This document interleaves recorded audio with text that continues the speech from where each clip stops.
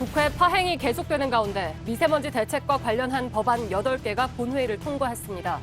오늘 법안 통과로 미세먼지가 사회 재난으로 분류되고 누구나 LPG 자동차를 살 수 있게 됐습니다.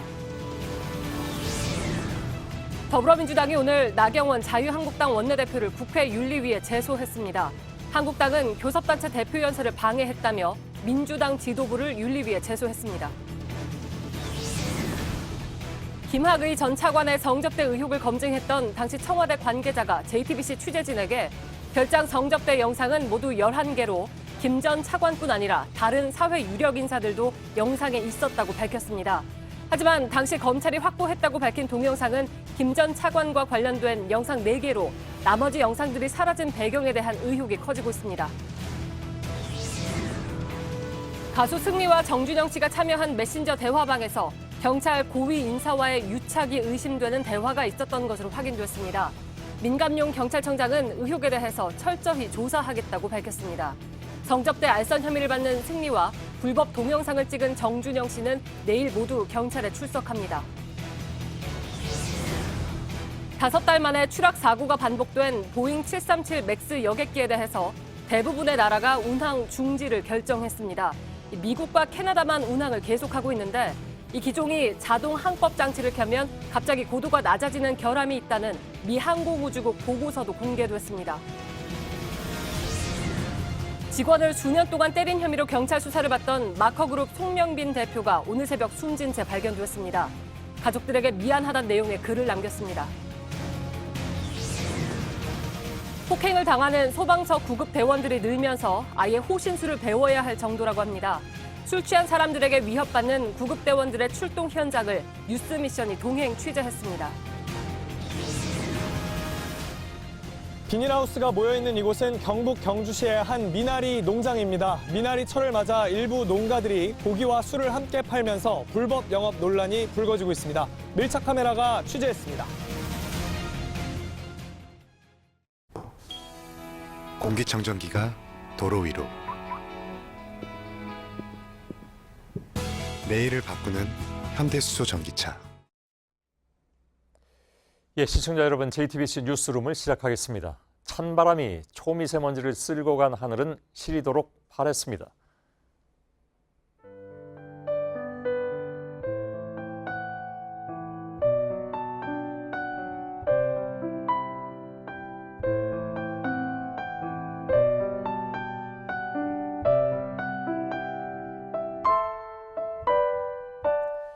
서울의 가시거리는 20km, 경기 북부에서는 50km를 기록한 곳도 있었습니다. 오늘 오전 11시 서울의 초미세먼지 농도는 세제곱미터당 7마이크로그램. 지난 5일 역대 최고치 때와 비교하면 20분의 1에 불과했습니다. 전국 모든 지역의 초미세먼지 농도가 좋음 수준을 나타낸 것도 지난 가을 이후에 처음입니다. 그런데 이보다 입자가 큰 미세먼지 상황은 좀 달랐습니다. 우리 기준으로는 보통이었지만 WHO 기준으로는 중부의 대부분이 나쁨 또는 매우 나쁨 수준이었습니다. 환경부는 봄철 불청객 황사가 지속적으로 발원하면서 약하게나마 우리나라에 영향을 주는 것으로 분석했습니다. 중국 동부 지역에서 대규모 소각이 이루어지고 있는데 이 분진이 날아왔을 가능성도 있습니다. 자, 국회는 오늘 본회의를 열고 이른바 미세먼지 대책법을 통과시켰습니다. 이제 미세먼지가 정말 심해지면 특별 재난지역으로 선포할 수 있고 누구나 LPG 차량을 살 수 있게도 됐습니다. 먼저 박상욱 기자가 전해드립니다. 오늘 국회 본회의에서 통과된 미세먼지 대책법안은 총 8개입니다. 미세먼지가 재난에 포함되는가 하면 일반 시민들도 LPG 차를 살 수 있게 됐습니다. 또 교실엔 공기청정기가 더 많이 설치되고 항구 근처에선 배들의 속도가 제한됩니다. 가장 눈길을 끄는 것은 재난 및 안전관리 기본법 개정안입니다. 바뀐 건 사회적 재난의 종류에 미세먼지를 포함시키는 딱 한 구절입니다. 그런데 이로 인해 미세먼지의 관리부터 규제와 피해 보상까지 많은 부분이 달라집니다. 우선 미세먼지는 전 국가 차원의 재난관리 대상이 됩니다. 심할 땐 재난으로 선포할 수 있고 피해 복구에 예산을 바로 투입할 수 있습니다. 재난지역에선 지금의 비상저감 조치보다 훨씬 강력한 제재도 가능해집니다. 행정안전부와 환경부는 등급제나 2부제 확대 시행 등 세부 방안을 협의 중입니다. 강력한 규제는 가능해졌지만 책임 규명이나 피해 보상에 대한 부분은 앞으로 해결해야 할 문제입니다. 사회적 재난은 정부 차원의 조사를 거쳐 물적 피해를 보상하거나 치료비를 지원하게 됩니다. 마지막 사회적 재난으로 기록된 세월호 참사도 5년이 지나도록 피해 보상 절차가 마무리되지 않은 상태입니다. 특히 정부가 먼저 내준 보상금을 피해를 일으킨 주체로부터 받아내야 하는데 그 책임 소재를 따지는 게 쉽지 않을 전망입니다. 보상액을 판단할 신체 피해 기준을 마련하는데도 상당히 많은 시간이 걸릴 전망입니다. JTBC 박상욱입니다. 또 한 가지 눈에 띄는 것은 누구나 LPG 차량을 구입할 수 있게 된다는 것입니다. LPG 차량은 미세먼지 원인 물질인 질소산화물을 경유차의 1%만 배출하는 것으로 알려졌습니다. 가격도 휘발유의 절반 수준이기 때문에 많은 시민들의 관심이 쏠렸습니다. 윤영탁 기자입니다. 서울의 한 LPG 충전소, 거의 택시만 눈에 띕니다. 영업용으로 쓰거나 장애인, 국가유공자만 LPG차를 탈 수 있게 법으로 묶어놨기 때문입니다. LPG 수급이 불안정했을 때 만든 규제입니다. 이 때문에 지난해 전체 등록된 차량 중 7%인 10만 대만 LPG 차량이었습니다. 충전소 숫자도 일반 주유소의 15%에 불과합니다. 그래도 구할 수만 있다면 LPG 차량을 타고 싶다는 시민들은 꽤 많습니다. 환경이 좋다고 들어가지고 기름을 먹는 차보다는 LPG를 구입하는 게 연구 결과 LPG차로 1km를 달렸을 때 초미세먼지를 일으키는 질소산화물이 경유차의 1%밖에 나오지 않습니다. 정부가 규제를 풀려는 이유입니다. 연비가 안 좋고 판매되는 차종이 많지 않아 막상 LPG 차량의 수요는 그리 많지 않을 거란 의견도 있습니다. 그러나 소비자의 수요가 늘면 자연히 충전소의 숫자나 판매 모델은 크게 늘 거란 전망이 지배적입니다. 실제로 하반기 LPG용 SUV 차량도 출시를 계획하고 있습니다. 최근엔 LPG 엔진의 힘도 좋아져서 노후 경유 트럭을 LPG로 교체하는 것도 좋은 대안이 될 거라고 전문가들은 조언합니다. JTBC 윤영탁입니다. 문재인 대통령은 김정은의 수석 대변인, 어제 자유한국당 나경원 원내대표가 본회의장에서 한 말이죠. 오늘 같은 당의 황교안 대표는 대통령을 향해서 김 위원장의 에이전트라는 단어를 꺼냈습니다. 외신 보도를 전한 것이라고는 했지만 어제 나 원내대표 발언과 같은 맥락입니다. 한국당 회의에서는 만취 정권, 청와대 심부름센터라는 용어가 등장했습니다. 오늘 오랜만에 전국의 공기는 맑아졌지만 여의도의 공기는 여전히 탁했습니다. 정종문 기자의 보도입니다. 노무현 대통령 윤리 제소해야 되겠네요. 본인 입으로 스스로 북대변인이라고 이렇게 얘기를 했다고 말하니까요. 오늘 오전 한국당 중진 의원들의 회의 테이블엔 과거 노무현 전 대통령의 발언까지 등장했습니다. 2007년 남북 정상회담에서 노 전 대통령이 김정일 당시 국방위원장에게 다른 나라 정상을 만나면 북한을 잘 설명하기 위해 대변인 역할을 한다고 한 대화록을 인용한 겁니다. 여당이 나경원 원내대표를 윤리위에 제소한 걸 비꼬는 발언이었습니다. 여당이 청와대 보호에만 몰두한다고도 비판했습니다. 청와대 심부름센터로서의 역할을 톡톡히 하는 모습을 보여준 국회 망신의 한 장면이었다고 저는 생각합니다. 이해찬 더불어민주당 대표가 국가원수 모독죄를 언급한 것도 지적했습니다. 있지도 않은 국가원수 모독죄를 들먹이고 하는 것들을 보면은 과연 이 사람들이 정상적인 사고를 하는 사람인지 집단 마비 증세를 보이는 게 아닌가 싶습니다. 핵 보유 얘기까지 나왔습니다. 우리도 핵무장을 검토해야 될 때라고 봅니다. 중진들은 40분가량 이어진 공개회의 대부분을 정부 여당에 대한 성토로 채웠습니다. 만취 정권이라는 말을 이미 언급한 바가 있습니다. 어저께의 이 모습은 여당이 이제 오만과 독선에 취해 있다. 방귀 낀 놈이 화낸다고 정말 할 말을 잃었습니다. 잘했어. JTBC 정종문입니다. 더불어민주당은 나경원 원내대표를 국회 윤리위원회에 제소했습니다. 그러나 윤리위가 열려도 나 원내대표가 징계를 받을 가능성이 거의 없다는 것은 여야 의원 모두가 다 아는 사실이죠. 징계는 17대 국회 이후에 단 한 건에 불과합니다. 박유미 기자입니다. 민주당은 오늘 오전 소속 의원 128명의 명의로 나경원 원내대표에 대한 징계안을 국회에 제출했습니다. 나경원 원내대표 발언은 태극기 부대에 바치는 극우적 망언일 뿐입니다. 대통령을 모독하고 국민의 명예를 심각하게 훼손했다는 이유를 들었습니다. 윤리위에 제소는 했지만 실제 징계로 이어질 가능성은 작습니다. 심사를 하기 전에 외부위원들로 구성된 자문위원회의 의견을 들어야 하고 의견을 듣고 난 뒤 처리 시한도 없습니다. 윤리위가 열리는 것 자체도 언제가 될지 정해져 있지 않습니다. 위원장도 한국당 출신 박명재 의원입니다. 17대 국회 이후 15년간 윤리위 제소는 여러 차례 있었지만 징계 요구안을 윤리위원회 제소를 제명이 관철될 수 있도록 실제 징계로 이어진 경우는 2011년 성희롱 발언으로 논란이 된 강용석 전 의원뿐입니다. 제17대 국회 이후 의원 징계 요구 169건 중에 가결은 단 한 건뿐이었습니다. 이런 가운데 한국당도 나경원 원내대표의 연설을 조직적으로 방해했다며 민주당 이해찬 대표와 홍영표 원내대표를 윤리위에 제소했습니다.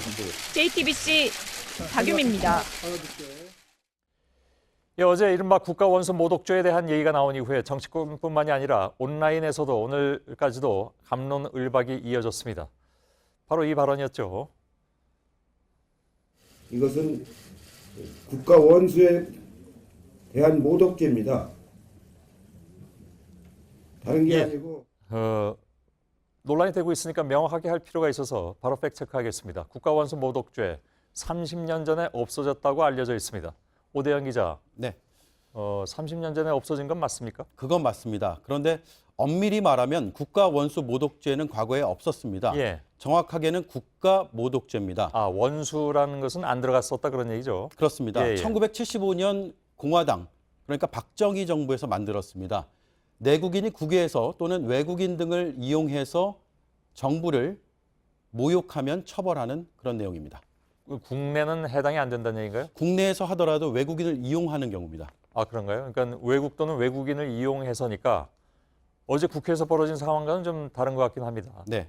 근데 그 당시에는 나라 밖에서 정권을 비판하는 일이 좀 잦았던 때죠? 그렇습니다. 반정부 인사를 정면으로 처벌할 수 있는 것은 논란이 되니까 우회적으로 이런 법을 만든 겁니다. 예. 당연히 통과 과정부터 상당히 논란이 있었습니다. 발의 하루 만에 국회 도서관에서 법사위를 열어서 통과를 시켰고요. 아, 예. 그날 바로 국회 휴게실에서 본회의 통과가 됐습니다. 1분 만에 이루어졌습니다. 전부 국회 벗어난 장소에서 했군요. 네. 예, 예. 이 사진이 이제 당시의 그 날치기 모습. 그 당시엔 참 날치기라는 단어가 심심찮게 많이 들려왔던 시기이기도 합니다. 네. 처벌받은 사례가 있습니까? 있습니다. 일단 외신 기자에게 정부 비판 자료를 배포해서 시민단체의 간부가 기소가 됐습니다. 그리고 일본 잡지에 비판적인 시를 썼다는 이유로 국어교사가 징역 3년을 받았습니다. 아, 예. 그리고 1979년에는 김영삼 당시 신민당 총재도 처벌 위기에 처했습니다. 미국의 뉴욕타임스와 인터뷰를 하면서 박정희 정부를 비판했습니다. 형사처벌은 피했지만 국회에서 제명이 됐습니다. 우상호 민주당 의원은 1987년 뉴욕타임스 인터뷰에서 전두환 정권을 나치에 비유했다가 유죄를 선고받았습니다. 예. 자, 이런 그 악법이 정치권에서 다시 거론이 됐습니다. 물론 지금의 야당이 여당일 때도 이른바 이제 청와대 엄호용으로 거의 비슷한 그런 주장을 내놓은 바도 있었죠. 네, 주고받고 했습니다. 이 법은 1988년에 폐지가 됐습니다. 1987년 6월 민주항쟁의 산물이었습니다. 예. 그리고 이해찬 대표도 당시에 초선 의원으로 폐지에 동참했습니다. 예, 예. 특히 헌재가 폐지 27년 만인 2015년에 국가의 위신 등의 불명확한 이유로 표현의 자유를 침해하는 것은 민주주의 정신에 위배된다고 판단했습니다.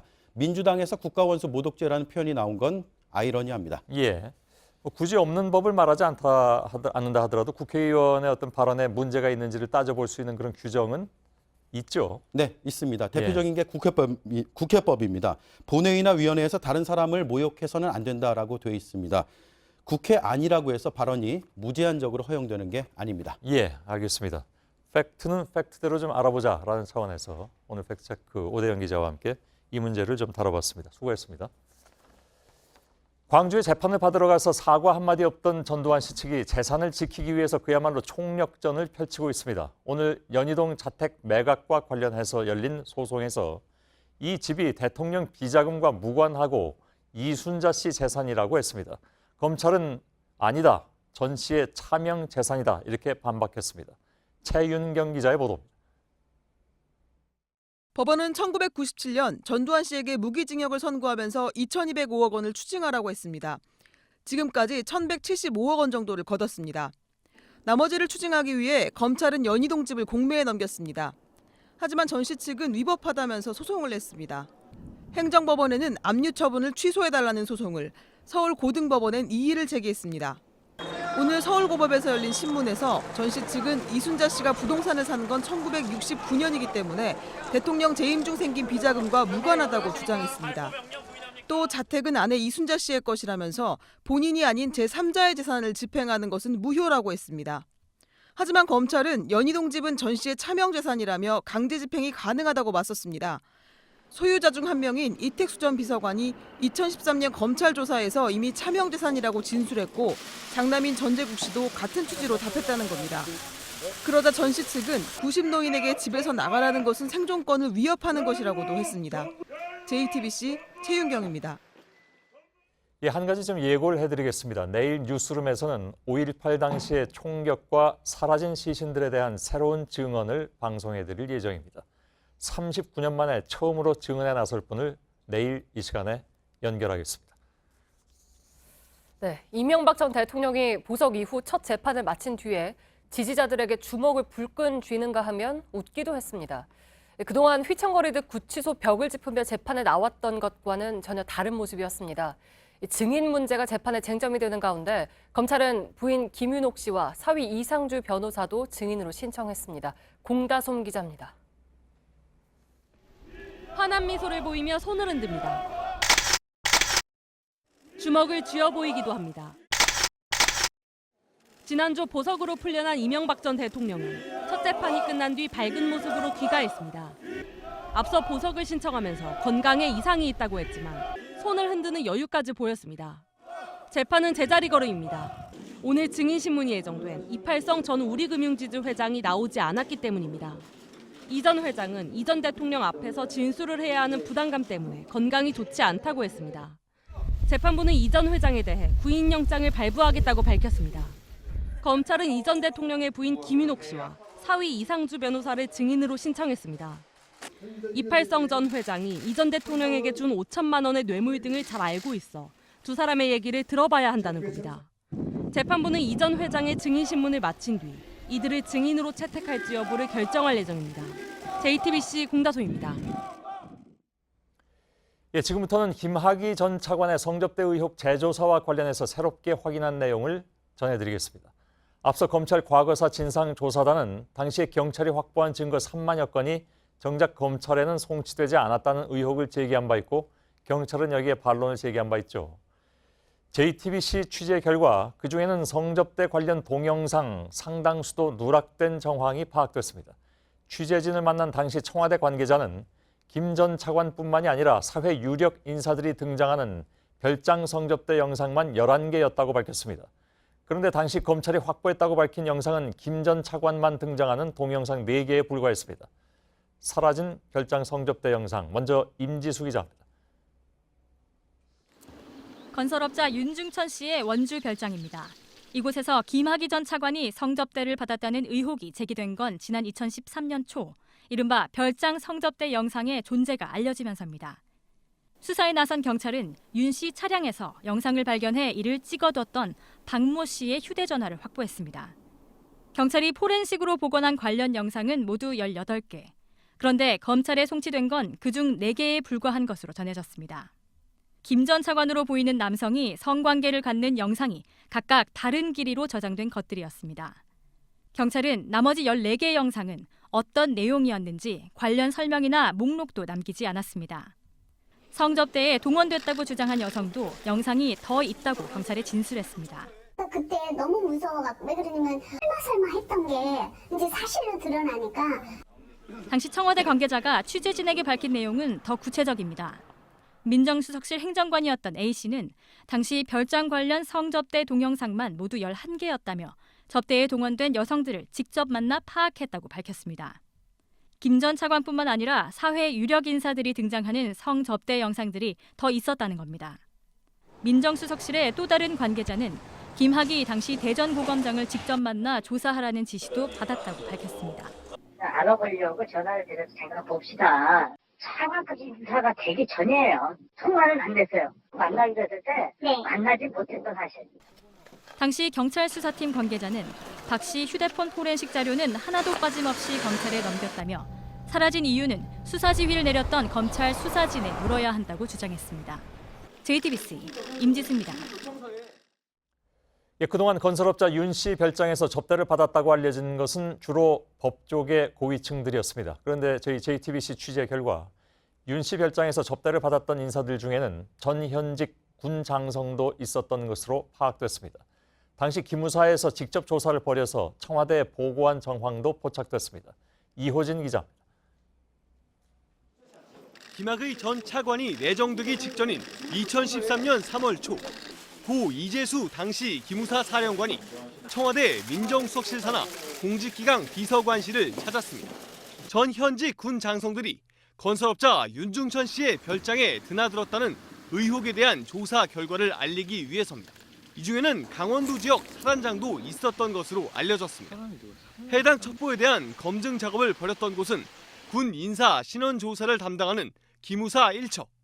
당시 민정수석실 관계자는 해당 첩보에 대한 조사 결과를 고 이재수 사령관이 민정수석실에 보고하기 위해 찾았다고 밝혔습니다. 하지만 당시 기무사가 조사했던 별장 출입자들에 대해 어떤 조치가 취해졌는지에 대해선 아직까지 공개되지 않았습니다. 별장 접대 대상 중엔 우리 군 관계자뿐만 아니라 주한미군 간부도 있었다는 증언도 있습니다. 미군하고 중령하고 거기에 이렇게 드나들고 그 얘기는 지저분한 얘기들 많이 했죠. 그 미군이 뭐 어떻게 밝히더라 막 이런 거 있잖아요. 기무사 내부에 관련 동향 문건이 남아있는지 등을 확인해야 한다는 지적이 나옵니다. JTBC 이호진입니다. 이 사건을 취재하고 있는 임지수 기자가 지금 옆에 나와 있습니다. 자, 얼마 전에는 문제 별장에 법조계 인사들이 드나든 정황을 보도해드렸습니다. 그런데 오늘은 전현직 군 장성까지. 현직도 있습니까? 현직 군 관계자도 있는 것으로 파악이 되고 있습니다. 예. 그러니까 이제는 뭐 그 김학의 사건이라고 부르기에는 범위가 좀 넓어진 그런 느낌도 드는데 그만큼 사람이 많아졌다는 얘기잖아요. 연루된 사람이. 그렇습니다. 예, 예. 네, 2013년 수사 당시에도 다양한 각계각층의 사회 유력가들이 성접대를 받았다는 진술이 나왔었습니다. 예. 당시 성접대에 동원됐다는 그 여성들이 이 수사기관에 나와서 법조계 인사들을 포함한 이 고위 공무원들, 그리고 병원장, 대기업 회장 등이 이 윤중천 씨의 원주 별장을 오갔다고 이미 진술한 겁니다. 예. 근데 김 전 차관은 물론이고 의혹이 제기된 공직자나 이런 사람들에 대해서 뭐 추가 조사라든가 이런 것은 없었다는 얘기죠? 네, 그렇습니다. 이 사건 다시 들여다보고 있는 이 조사단은 이 건설업자 윤 씨와 부적절한 관계에 있었던 당시 검찰 고위 관계자들이 수사 축소의 배경이다 이렇게 의심하고 있습니다. 예. 당시에는 이 검찰 수사팀이요, 이 성폭력 혐의가 되기에는 증거가 좀 부족하다 또는 여성들 말을 믿기는 어렵다 이런 이유를 들어서 무혐의 처리를 했는데 예. 이 조사단에서는 윤 씨와 부적절한 관계에 있었던 이 검찰 관계자들이 해당 사건의 축소 그리고 은폐에 가담했다고 의심하고 있습니다. 예. 근데 오늘 계속해 주세요. 네, 그래서 군장성이 연루된 정황도 이번 재조사 과정에서 새롭게 드러났습니다. 예, 그러니까 오늘 임지수 기자가 보도한 내용이 가장 새로운 것은 그동안에 이제 뭐 결정적인 증거라고 하는 영상이 대개 김학의 전 차관 관련 의혹이 있는 그런 것들이었는데 전혀 다른 인물이 등장한다는 얘기잖아요. 네, 그런 영상으로 추정되는 것들이 많이 빠져 있다 하는 것들을 취재한 것이고요. 먼저 관련 동영상이 세상에 나온 과정을 좀 설명드리면요. 처음 이 사건은 별장 주인인 윤중천 씨, 건설업자 윤중천 씨의 간통 사건에서 시작됐습니다. 이 같이 윤중천 씨와 간통 혐의로 피소된 여성이 선물했던 차량을 돌려받으려는 과정에서 이 영상이 나온 건데요.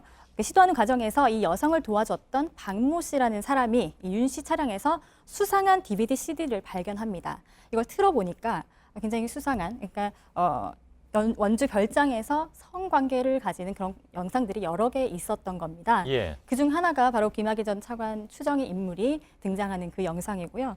박 씨는 이 영상들을 휴대폰으로 찍어서 보관하고 있었고 경찰이 수사 과정에서 이를 확보했습니다. 자, 그래서 아무튼 그 당시 검찰이 4개를 확보했다고 했잖아요. 근데 그건 아까 임 기자 리포트를 보니까 결국은 김학의 전 차관으로 의심되는 인물, 동일 인물과 관련된 것만 4개고 이 청와대 행정관이 얘기하는 것은 그게 아니라 11개가 더 있다는 거잖아요. 거기는 이제 다른 사람들이 등장한다 이런 얘기죠. 네, 그렇습니다. 예. 일단 경찰이 확보했던 그 확보해서 검찰에 넘겼다는 영상 4개는 같은 내용이고요. 좀 길이가 다른 4가지 버전의 영상입니다. 모두 박 씨 휴대전화에서 확보한 김 전 차관 추정 인물의 영상입니다. 그런데 다른 사람들이 등장하는 영상이 더 있었다는 겁니다. 7개 더 있었다라는 건데 이런 정황은 윤 씨 지인이 이 박 씨와 통화한 예전 자료에도 내용이 나오거든요. 함께 들어보겠습니다.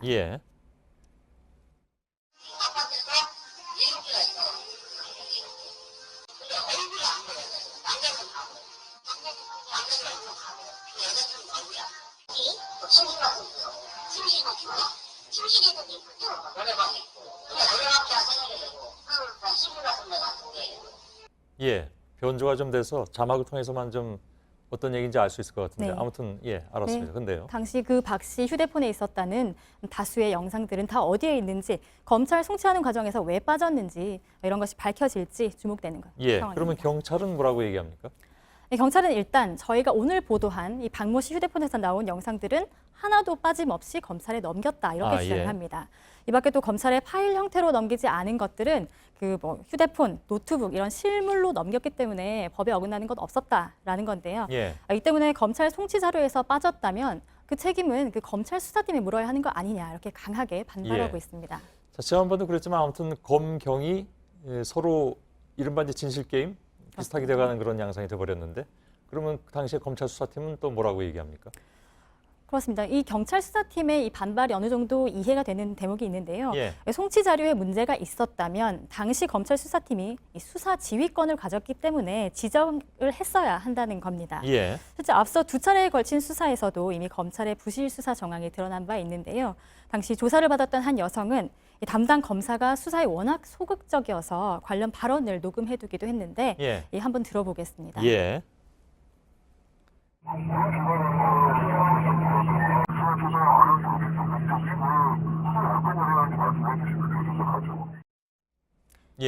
네, 조사단이 경찰 수사가 축소된 배경부터 이 검찰의 부실 수사에 대한 책임이 누구에게 있는지 이것을 밝혀낼 수 있을지 주목되고 있습니다. 알겠습니다. 임지수 기자였습니다. 수고했습니다. 네, 가수 정준영 씨 그리고 승리를 둘러싼 보도들이 쏟아지고 있습니다. 이 과정에서 확인되지 않은 피해자들의 이름은 물론 영상에 대한 묘사까지 나오면서 2차 피해를 확산시키고 있습니다. 저희는 이번 사건을 보도하면서 연예인들의 일탈에 초점을 맞추는 게 전부가 아니라고 봤습니다. 구조적이고 본질적인 의혹을 바로잡지 않는 한 언제든 비슷한 피해가 일어날 수 있기 때문입니다. 마약과 성범죄 등의 클럽 문화를 부추기는 세력들, 경찰과 연예인의 유착 의혹, 또 몰래 촬영한 영상물에 집착하는 관음증 등이 그것입니다. 오늘 이번 사건과 관련한 첫 소식도 정준영 씨 대화박에 등장한 경찰의 유착 의혹으로 시작합니다. 류정화 기자입니다. 경찰은 오늘 오후 긴급 기자간담회를 열었습니다. 가수 승리와 정준영 등 8명이 속한 단체 대화방에 경찰총장이라는 표현이 등장한 걸로 확인됐기 때문입니다. 문제의 대화는 2016년 7월에 있었습니다. 인근의 경쟁 유흥업소가 우리 업소를 사진으로 찍어서 신고했는데 경찰총장이 걱정 말라고 했다는 대화가 오갔다는 겁니다. 이어서 대화방에 있던 다른 사람이 유리홀딩스 유모 대표가 경찰총장과 문자를 주고받는 것을 봤다는 얘기도 등장합니다. 이 대화가 사실이라면 경찰 고위 관계자와 연예인, 업소 간에 유착 의혹이 제기될 수 있는 대목입니다. 경찰은 이 같은 대화 내용을 공개하면서 곧바로 내사에 착수했고 경찰 역량을 총동원해 수사하겠다고 밝혔습니다. 다만 원래 정확한 호칭은 경찰청장인 만큼 대화방에 등장하는 경찰총장이 누구를 뜻하는 건진 확실하지 않다는 입장입니다. 관련 대화가 오갔던 당시의 경찰 고위 관계자들은 해당 의혹에 대해 사실이 아니라고 반박했습니다. 강신명 당시 경찰청장은 가수 승리와는 일면식도 없고 이 건에 대해서는 전혀 관련이 없다는 입장을 냈습니다. JTBC 류정화입니다. 네, 이들의 문자 대화방에서 경찰에 대한 언급은 또 있습니다. 당시 음주 단속에 걸렸던 그룹 FT 아일랜드 최종훈 씨가 관련 보도가 나가지 않게 경찰에게 부탁을 했고 얼마 뒤엔 이 경찰에게 생일 축하도 받았다는 겁니다. 고위직뿐 아니라 일선 경찰관도 유착 의혹을 받고 있습니다. 이수진 기자입니다. 2016년 2월 21일 새벽 그룹 FTR랜드의 멤버 최종훈 씨가 음주운전 단속에 적발됐습니다. 최 씨의 당시 혈중 알코올 농도는 0.097%, 면허 정지 수준이었습니다. 최 씨는 승리와 정준영 씨 등이 있는 문자 대화방에서 음주 걸릴까 조마조마하고 있어라고 말했습니다. 그런데 2주 뒤 최 씨는 다시 이 대화방에 당시 사건을 조사했던 용산경찰서의 한 팀장에게서 생일 축하 메시지가 왔다고 말합니다. 그러자 대화방에 있던 다른 사람들이 음주운전 기사로 유명해질 수 있었는데 기회를 놓쳤다고 놀리기도 합니다. 최 씨가 음주에 걸렸는데 요리홀딩스 유모 대표의 도움을 받았다는 언급도 나옵니다. 해당 경찰관과 대화방 참가자들이 친한 사이였다는 의혹이 제기될 수 있는 부분입니다. 이에 대해 최 씨 소속사는 당시 음주운전에 적발된 건 맞지만 청탁을 한 사실은 없다는 입장을 냈습니다. 민감용 경찰청장은 경찰과 연루된 부분이 있다면 철저히 수사하겠다고 밝혔습니다. JTBC 이수진입니다. 정준영 씨와 승리는 내일 피의자 신분으로 경찰에 나옵니다. 정 씨는 사과문을 올리고 불법 영상물을 찍었다고 인정했습니다. 앞서 조사를 한 번 받았던 승리는 내일 성접대 알선 의혹에 대해서 집중적으로 추궁받게 됩니다. 최승기 기자입니다. 정준영 씨는 내일 오전 경찰에 출석합니다. 외국인 투자자에게 성접대를 알선한 혐의를 받는 가수 승리도 같은 날 나옵니다. 이들과 같은 대화방에 있던 유리홀딩스 유모 대표도 역시 조사를 받습니다. 지난달 내사 당시 경찰에 출석했던 승리는 이번엔 피의자 신분으로 조사를 받게 됐습니다. 경찰은 승리의 대화방을 조사하다 정 씨의 혐의를 확인하고 동영상 등을 확보했습니다. 출석을 앞둔 정 씨는 오늘 새벽 사과문에서 혐의를 모두 인정했습니다. 정 씨는 동의받지 않은 채 여성을 촬영하고 대화방에 유포했다며 모든 죄를 인정한다고 밝혔습니다. 이어 모든 방송에서 하차하고 반성하겠다고 말했습니다. 경찰은 과거 정 씨가 비슷한 혐의로 고소를 당했을 때 휴대전화기 복구를 맡겼던 민간 포렌식 업체도 압수수색했습니다. 논란의 발단이 된 승리의 대화 내용이 이 업체의 포렌식 과정을 거쳐 복원된 것으로 보고 원본을 확보하기 위해서입니다. 경찰은 클럽 버닝썬과 경찰관 사이의 유착고리로 지목된 전직 경찰 강모 씨에 대한 구속영장도 신청했습니다. JTBC 최승기입니다. 네, 그런가 하면 정준영 씨가 찍은 영상물의 피해자라면서 여러 연예인들의 이름이 연일 언론 보도와 지라시 등에 등장하고 있습니다. 당사자들은 사실이 아니라면서 작성자와 유포자에 대해서 강력한 법적 대응에 나서겠다고 경고했습니다. 박준우 기자입니다. 정준영 씨의 불법 촬영을 피해자로 거론된 연예인들의 소속사가 강력하게 대응하겠다고 밝혔습니다. 근거 없는 보도와 지라시가 급속도로 퍼지면서 진화에 나선 겁니다. 한 여배우의 소속사는 루머는 모두 사실 무근이라고 했습니다. 이어서 허위 사실을 유포한 이들을 상대로 민형사상의 법적 조치를 검토할 것이라고 밝혔습니다. 또 다른 배우의 소속사도 확인되지 않은 루머를 작성하고 유포한 사람에 대해 증거를 수집하고 법적 대응에 나설 것이라고 경고했습니다. 일부 연예인들은 소셜미디어 등을 통해 직접 해명에 나서면서 팬들의 우려에 답하기도 했습니다. 전문가들은 연예인 실명이 언급된 확인되지 않은 글을 단순히 전달하기만 해도 명예훼손으로 처벌받을 수 있다고 했습니다. JTBC 박준우입니다.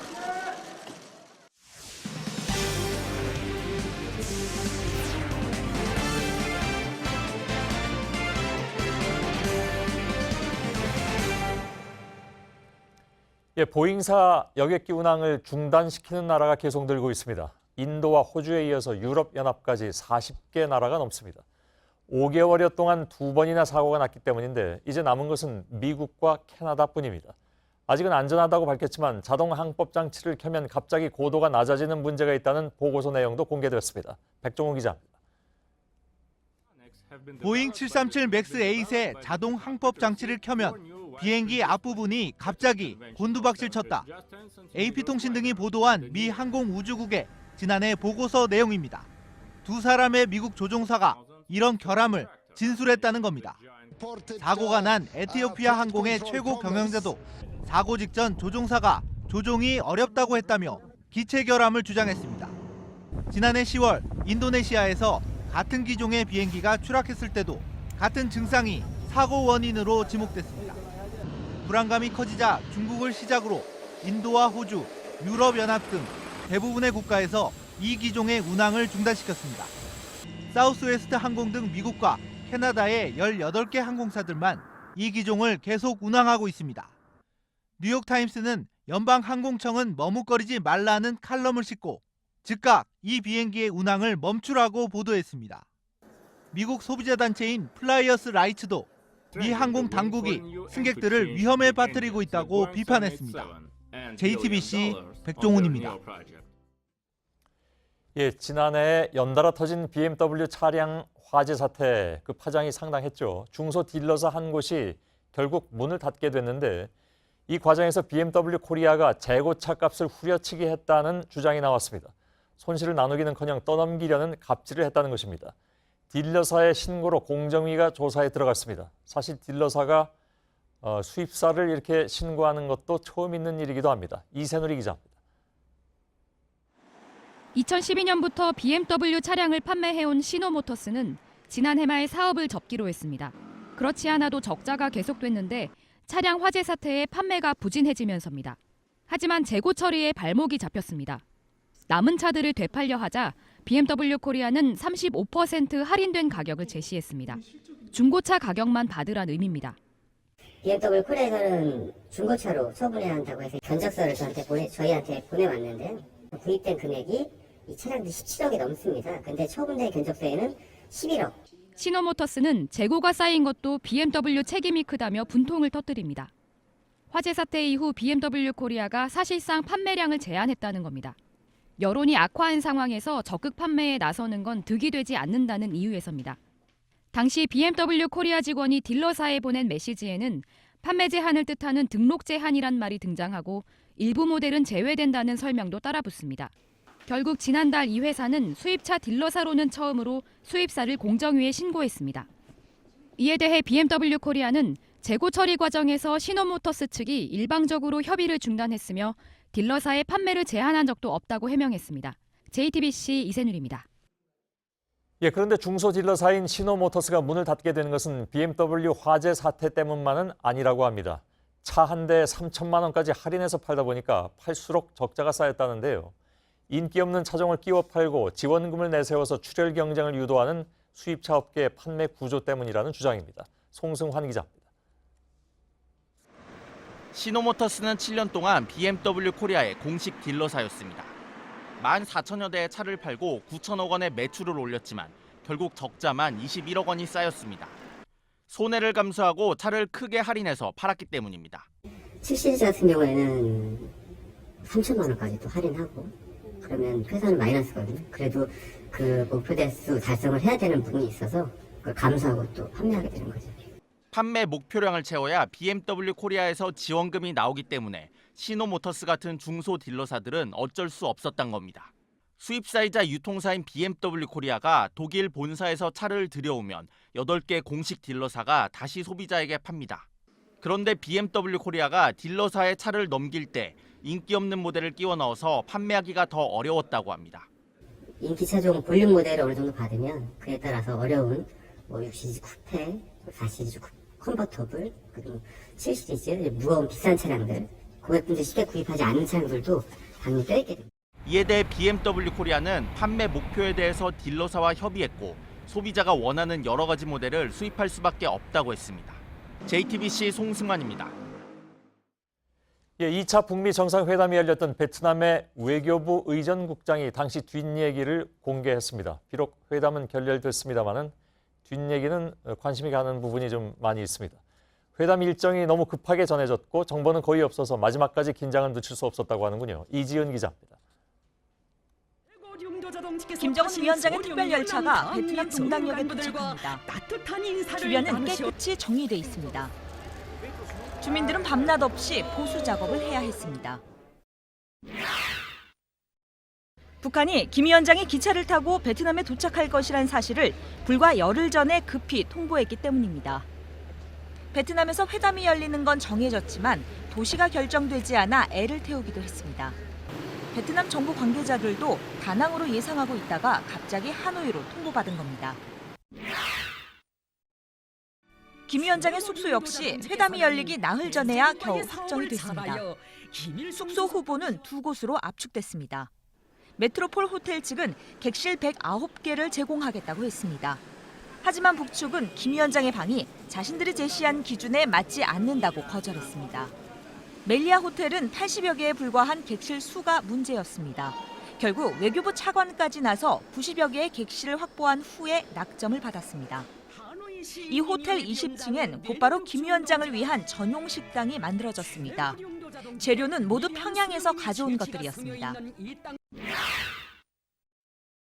베트남 정부가 북미 정상의 만찬 일정을 통보받은 시점은 불과 하루 전이었습니다. 경호상의 이유로 막판까지 알리지 않았다는 것입니다. 회담 장소 역시 미국 측이 하루 전에 알렸다고 했습니다.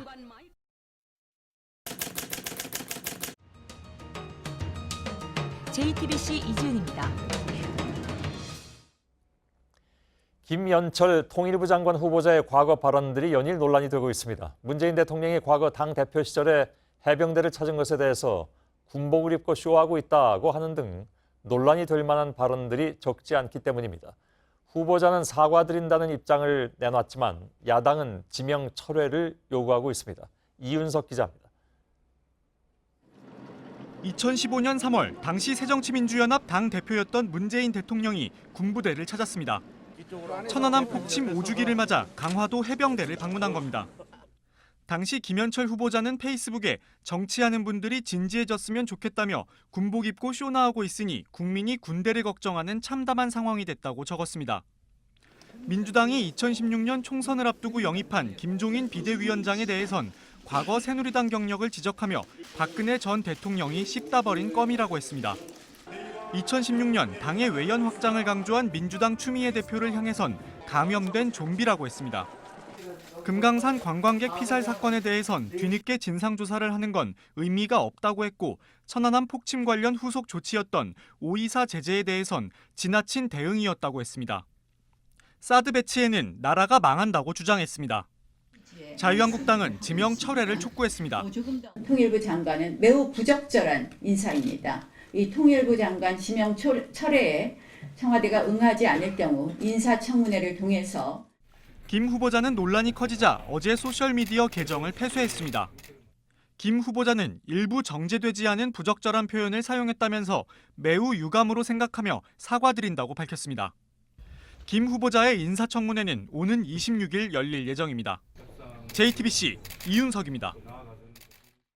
네, 지난달 취업자 수가 한 해 전보다 26만여 명 늘었습니다. 고용 한파가 시작된 지 1년여 만에 가장 많이 증가한 겁니다. 깜짝 증가를 이끌어낸 건 정부의 노인 일자리 사업입니다. 25만 명이 한시적이나마 일자리를 얻었습니다. 하지만 얼어붙은 민간 고용 시장이 풀리는 조짐은 여전히 뚜렷하지 않습니다. 제조업 일자리가 11달째 마이너스인 데다가 30, 40대 취업자도 줄었습니다. 송지혜 기자입니다. 60세 이상에서 증가가 많이 이루어졌기 때문에 취업자 증가의 대부분은 노인 일자리 사업으로 인한 부분들이 들어왔다고 볼 수도 있고요. 실제 지난달 60세 이상 취업자는 한 해 전보다 39만 7천 명 늘었습니다. 통계 작성 이후 가장 큰 규모입니다. 노인 일자리 대부분이 포함된 보건업 및 사회복지 서비스업 취업자도 23만 7천 명 늘었습니다. 고용 한파에 특히 고령층의 타격이 컸던 걸 감안하면 급한 불을 껐다는 의미는 있습니다. 하지만 3개월에서 길어야 10개월짜리 일자리란 게 한계입니다. 계속 줄던 숙박, 음식업 취업자 수도 중국인 관광객이 돌아오면서 지난달에는 조금 늘었습니다. 문제는 질 좋은 일자리가 몰린 제조업에서 감소세가 이어지고 있다는 겁니다. 조선, 자동차 등 주력 산업에서 줄어든 일자리가 좀처럼 회복되지 않아서입니다. 지난해 이후 조선업 수주가 늘고 있지만 일자리로 바로 연결되긴 어렵습니다. 주문받은 배를 실제 짓는 데는 1년 이상 시간이 걸리기 때문입니다. 조선사와 협력업체들은 빨라야 올해 하반기부터나 인력을 더 뽑을 것으로 보입니다. 아주 채용이 없었던 16, 그다음에 조금 올랐던 17년도에 비해서는 채용 인원이 늘긴 했지만 한참 채용이 많을 때에 비해서는 85% 정도 감소한 수준이에요. JTBC 송지혜입니다. 직원을 수년간 때린 혐의로 경찰 수사를 받던 마커그룹 송명빈 대표가 오늘 새벽 숨진 채 발견되었습니다. 구속 여부를 가리는 법원 심사를 받기 6시간 전이었습니다. 송 대표는 가족에게 미안하다는 글을 남겼습니다. 이혜원 기자입니다. 송명빈 마커그룹 대표가 자신의 아파트 앞 화단에서 숨진 채 발견됐습니다. 지나가던 주민의 신고를 받은 구급대원이 현장에 도착했을 땐 이미 숨을 거둔 상태였습니다. 아침 8시에 일어났는데 봉고차 세대 와 있었고 그분이 요즘에 표정이 너무 안 좋아 보이시고 계속 선글라스 쓰고 다니시고 그랬거든요. 자택에선 가족 등에게 남긴 글도 발견됐습니다. 대부분 미안하다는 내용으로 일부 억울한 점이 있다는 언급도 들어있는 것으로 전해졌습니다. 송 대표는 디지털에 남겨진 개인의 기록을 지워주는 이른바 잊혀질 권리를 주장해 유명해졌습니다. 하지만 사무실에서 직원 양모 씨를 폭행하는 동영상이 공개되면서 경찰 수사를 받았습니다. 두 차례 경찰 조사에서 송 대표는 폭행 사실은 인정하면서도 양 씨가 횡령 등으로 회사에 손해를 끼쳤다고 주장했습니다. 오늘 오전엔 법원에서 구속 여부를 가리기 위한 영장 심사를 받을 예정이었습니다. 송 대표가 사망하면서 경찰 수사는 공소권 없음으로 끝나게 됐습니다. JTBC 이혜원입니다. 지인을 살해하고 시신을 유기한 20대 여성과 공범이 4년여 만에 붙잡혔습니다. 시신을 고무통에 넣고 시멘트를 부어서 숨겼는데 이사할 때도 같이 옮겼습니다. 그런데 술자리에서 무용담처럼 얘기를 꺼냈다가 들통났습니다. 배승주 기자입니다. 부산의 한 단독주택 2층 베란다 구석에 커다란 빨간 고무통이 놓여 있습니다. 4년 넘게 여성의 시신이 보관돼 있었습니다. 범인은 28살 여성 A씨와 남편이었습니다. A씨 부부는 2014년 12월 부산 남구의 한 원룸에서 피해자를 마구 폭행해 살해했습니다. 피해자는 2살 많은 A씨를 친언니처럼 따랐고 A씨 집 근처에 원룸을 얻어 살고 있었습니다. 불륜적인 장면을 보고서 굉장히 화가 나 있었고 죽이고 싶도록 때렸다. 이들은 범행 후 시신을 여행용 가방에 담은 뒤 시멘트를 부었습니다. 이틀 뒤 시멘트가 굳자 여행용 가방을 끌고 자신들이 사는 집까지 옮겼습니다. A씨 동생도 거들었습니다. 이후 고무통에 시신을 넣고 냄새가 나지 않도록 흙과 세제를 붓기도 했습니다. 범행 1년 뒤 다른 집으로 이사할 때도 고무통과 여행용 가방을 함께 옮겼습니다. 묻히는 것 같았던 범행은 최근 A씨가 술자리에서 지인에게 털어놓으면서 드러났습니다. 지인의 신고를 받은 경찰은 시신을 확보한 뒤 A씨와 이미 이혼한 전 남편 A씨 동생을 검거했습니다.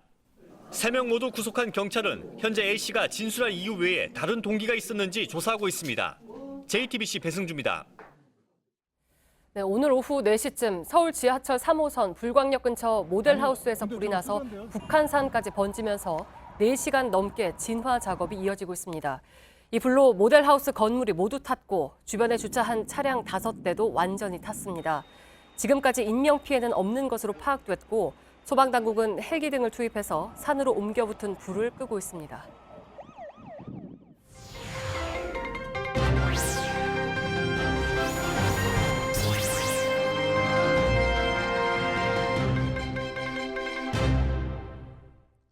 다른 사람의 목숨을 지켜야 할 소방서 구급대원들이 매를 맞지 않기 위해서 호신술을 배운다고 합니다. 술 취한 사람들이 있는 현장에 출동하거나 구급차 안에서 봉변을 당하는 경우가 많기 때문입니다. 언제라도 출동 태세를 갖춰야 할 대원들이 다치면 결국 일반 시민들도 피해를 입을 수밖에 없습니다. 시청자들이 궁금해하는 현장에 찾아가는 뉴스 미션. 오늘은 연지환 기자가 구급대원들의 야간 출동에 동참해봤습니다. 저는 서울 영등포 소방서에 나와 있습니다. 최근 매 맞는 소방관들이 들면서 호신술 교육까지 받는 상황인데요. 아니 범인을 잡는 경찰관도 아니고 구급대원들이 호신술을 배우고 있는 현장을 가보겠습니다. 강사의 구령에 맞춰 피하고 넘어뜨립니다. 취재진도 대원들과 호신술 교육에 동참해봤습니다. 배운 대로 하니 상대를 쉽게 뿌리칠 수 있고 한 번 제압당하면 일어나기 어렵습니다.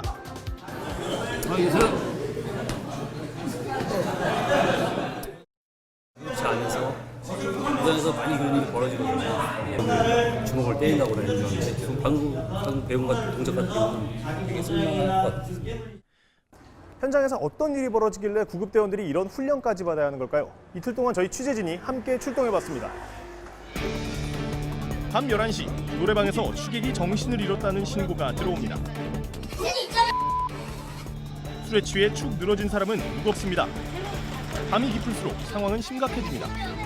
아프다고 해서 출동했더니 대뜸 시비부터 겁니다. 내가 가만히 보니까 말투가 아픈 사람은 홍조가 아니라 저희 집안에는 수감돼 있고.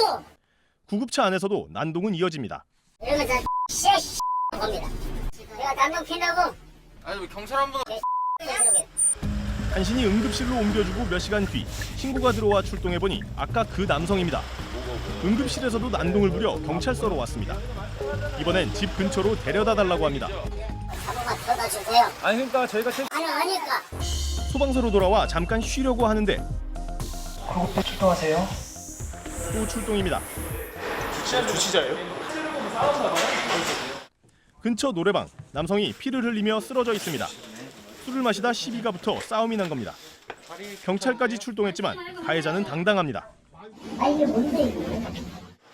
병원으로 향하는 내내 긴장을 늦출 수 없었습니다. 다음 날 밤에도 신고는 계속됩니다. 이번엔 술에 취한 노숙인입니다. 한번 그렇게 한번 조카를 한번 살아봐요. 아무? 이러고 물었어? 불이 나지 않았는데도 출동 때마다 큰 소방차가 따라다녔습니다. 주치자들이 난동을 부리지 못하게 심리적 압박을 주려는 겁니다. 큰 차가 어떻게 됩니까? 위협하는 상황에 도움을 줄 수 있을까 해서. 이틀 밤 동안 구급대원들이 모두 24번 출동했는데 음주 때문에 나간 출동이 7번으로 3번 중 1번꼴입니다. 사람의 목숨을 구하는 구급대원들이 오히려 폭력에 노출된 현실. 술에 취한 사람들의 폭언과 폭력을 강하게 처벌하지 않으면 정말 급한 환자들이 피해를 볼 수밖에 없습니다. 부르면 달려갑니다. 뉴스미션 연지환입니다. 말레이시아를 국빈 방문 중인 문재인 대통령이 마하티르 총리와 정상회담을 가졌습니다. 두 정상은 한 말레이시아 FTA를 올해 말까지 타결하기로 합의했습니다. 쿠알라룸푸르에서 심수미 기자입니다. 문재인 대통령은 신남방 정책을 강조했고 마하티르 총리는 남북 관계를 거론했습니다. We hope that relationship between North and South Korea will improve over the years. Agreement will be reached between the US and North Korea on disarmament. 오늘 우리는 동방 정책과 신남방 정책을 조화롭게 접목하기로 했고 두 정상은 한 아세안 FTA를 넘어 한 말레이시아 FTA를 올해 말까지 마무리하기로 했습니다. 한국형 스마트시티 사업도 시범 도입하기로 했습니다. 저는 지금 한국 기업이 짓고 있는 80층짜리 건물 공사 현장에 나와 있습니다. 말레이시아는 아세안 국가 가운데 유일하게 인구 1,000만 명, 1인당 국민소득 $10,000가 넘습니다. 그만큼 우리 정부가 추진하는 신남방 정책에서 중요한 역할을 차지합니다. 문 대통령은 내일 이번 순방의 마지막 목적지인 캄보디아로 떠납니다. 쿠알라룸푸르에서 JTBC 심수입니다. 법무부가 수사 과정에서 인권 침해 논란을 일으킨 몇몇 관행을 고치겠다고 선언했습니다. 피의자를 카메라 앞에 세우는 포토라인 관행을 손질하고 출국 금지를 남용하는 것도 막겠다는 것입니다. 모두 검찰 개혁의 일환으로 실시하는 작업입니다. 이가혁 기자입니다. 지난 1월 검찰에 나온 양승태 전 대법원장이 그대로 건물 안으로 향합니다. 수많은 기자들이 미리 설 자리를 표시해뒀지만 이른바 패싱을 하면서 논란이 일었습니다. 대형 사건이나 고위 인사들에 대한 조사 때 당사자가 카메라 앞에서는 이른바 포토라인 관행, 국민의 알 권리를 보장하고 취재 현장에서 돌발 사고를 막기 위한 조치였습니다. 하지만 카메라 앞에 선 사람을 유무죄 판단이 나오기도 전부터 죄인으로 만든다는 반론도 있었습니다. 법무부가 이를 고치겠다고 밝혔습니다. 피의자에게 회복하기 어려운 피해를 입게 한다는 지적도 많이 있었습니다. 개인의 인권은 어떠한 권리보다 우선하는 가치입니다. 다만 포토라인 관행이 봐주기 수사, 밀실 수사를 막고 투명한 수사를 이끌어냈다는 반론도 만만치 않아 어떤 개선 방안을 내놓을지는 좀 더 지켜봐야 합니다. 수사나 재판을 받는 사람, 세금을 체납한 사람의 해외 출국을 강제로 막는 출국 금지 역시 적용 기준을 구체화하고 심사도 강화하기로 했습니다. 국민 기본권을 많이 제한한다는 지적에 따른 겁니다. 먼저 법무부는 지난해 꾸려진 출국 금지 심의위원회 기능을 강화하기로 했습니다.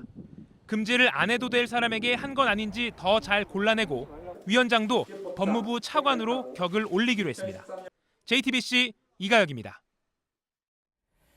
미국에서 역대 가장 큰 규모의 입시 비리가 터졌습니다. 핵심은 입시 컨설턴트였습니다. 학부모들에게 받은 뇌물의 일부를 명문대 관계자들과 시험 감독관들에게 건네고 이들을 매수했습니다. 학생이 쓴 답안지는 시험 감독관들이 정답으로 고쳐주었고 가짜로 꾸민 경력도 무사 통과했습니다. 이렇게 주고받은 뇌물의 규모가 지금까지 밝혀진 것만 우리 돈 280억 원이 넘습니다.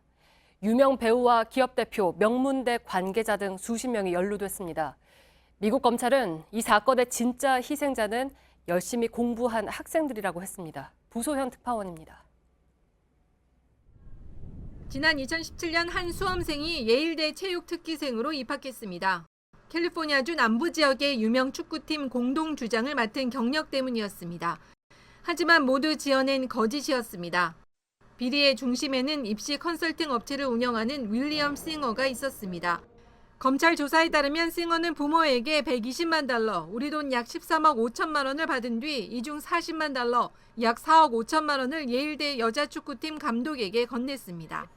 이뿐만이 아니었습니다. 자신이 지정한 특별 시험장에서 대학 입학 시험을 치르게도 했습니다.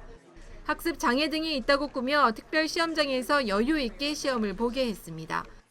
여기에 미리 시험 감독관을 매수한 뒤 수험생의 답안지를 고쳐 만점에 가까운 점수를 받게 했습니다. 싱어가 대학 관계자들을 매수하기 위해 학부모들에게 받은 뇌물은 2,500만 달러, 우리 돈으로 283억 원에 달합니다. 명문대로 꼽히는 서던 캘리포니아 대학을 포함해 UCLA, 스탠포드, 예일, 웨이크 포레스트, 조지타운 대학 등이 이번 사건에 연루됐습니다. TV 드라마 위기의 주부들 출연 배우인 펠리시트 허프먼 등 유명 배우와 기업체 대표 등 학부모 33명과 명문대 코치 9명 등 모두 50명이 적발됐습니다.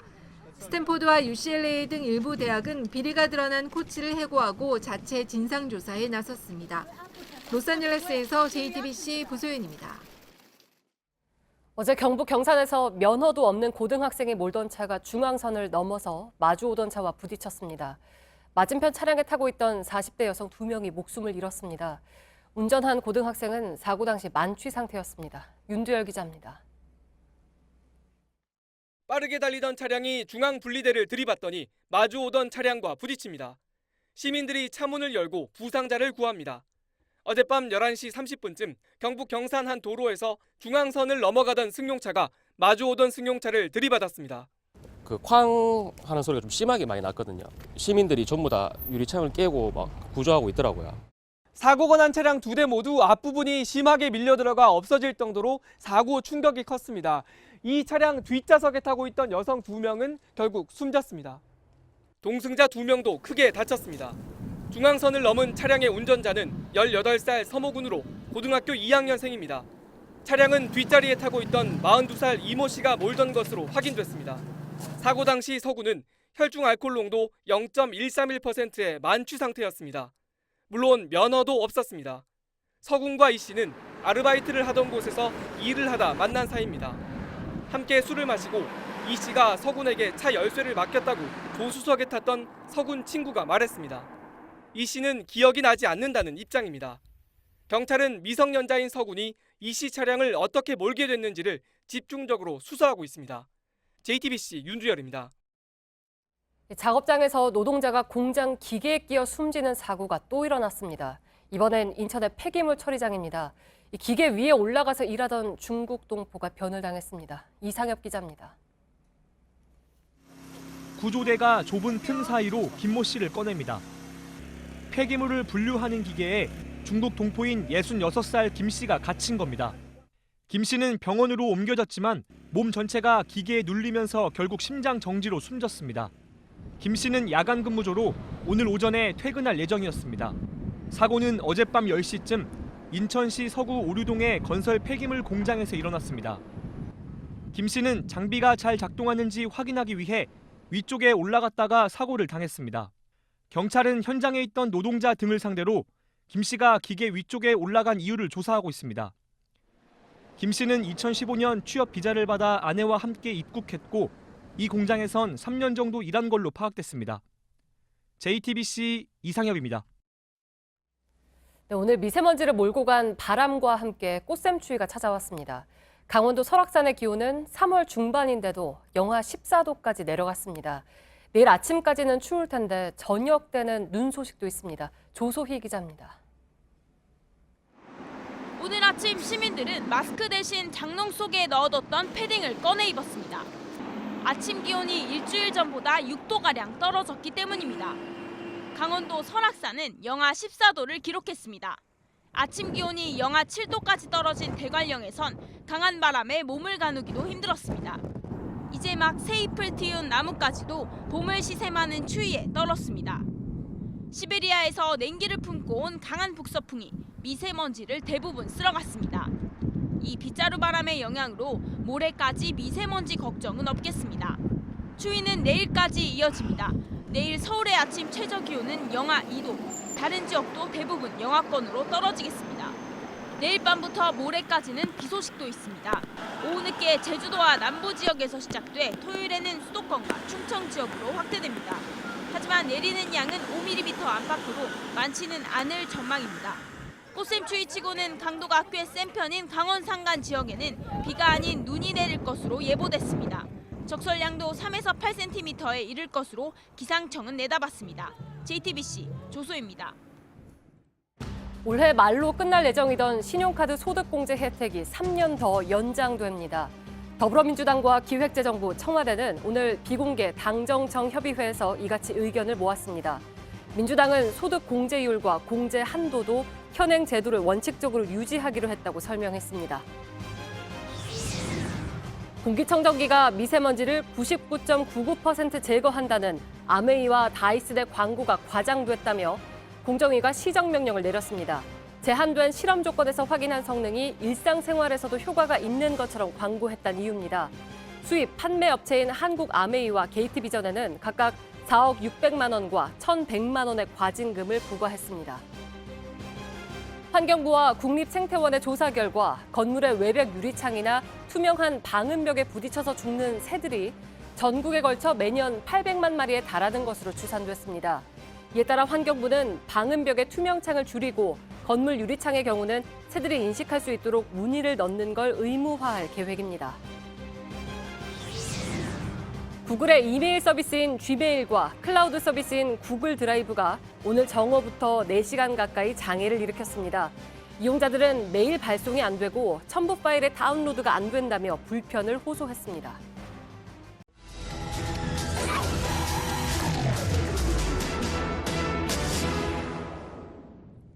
3월에 가장 맛있다고 하는 대표적인 봄나물이 바로 미나리입니다. 미나리 산지에서는 비닐하우스에서 먹는 미나리 삼겹살이 인기입니다. 매년 이맘때마다 펼쳐지는 풍경이지만 모두 불법 영업입니다. 밀착카메라 박민규 기자입니다. 경북 경주시의 양동마을입니다. 2010년 유네스코 세계문화유산으로 등재된 관광 명소입니다.